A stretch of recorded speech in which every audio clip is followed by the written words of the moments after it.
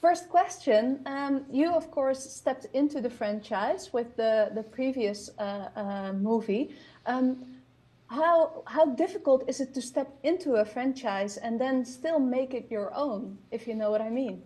Well, I think that's definitely the advantage of doing two of these is that I did have that sort of, that feeling of being able to take total ownership this time around. I mean, when I did Godzilla versus Kong, I really did feel like I was standing on the shoulders of giants to a certain degree. I mean, it's a little intimidating coming in on the fourth film in a franchise.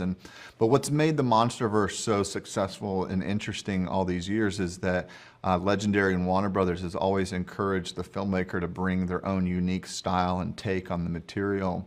And even though I felt like I was able to bring a lot of myself into the last film, so much of it was, to me, a learning process of how to make a giant monster movie really work.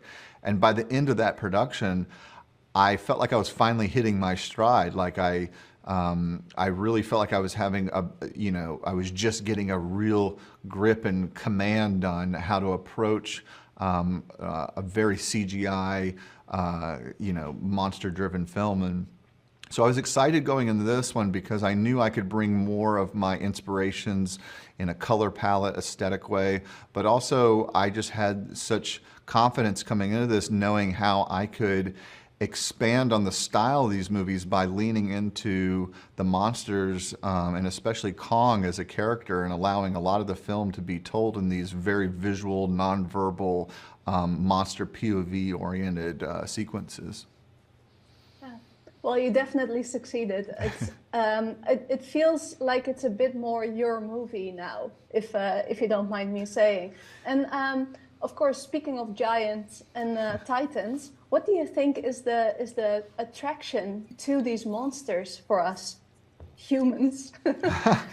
Yeah, I mean, I think that there's obviously subconscious mythological connotations that come along with the monsters.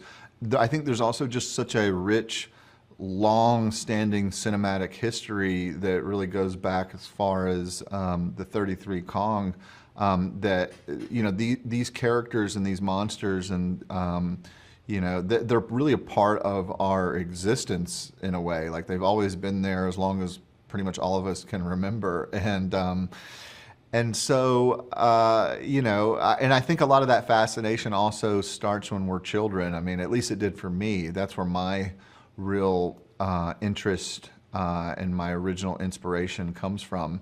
Like I started seeing Godzilla and King Kong movies at home, on daytime television growing up, and it was around the same time that my not just awareness of the world was being created, but the the creative imagination was being formed, and it was always interfacing with these monster movies, and I always understood the alliances the monsters had, like all the sequences where they're grunting at each other. Like I always knew what they meant with each other, and I felt like I understood them as characters, whether that was just my own imagination or not, because when you're that young, your imagination is still interfacing with the movie itself.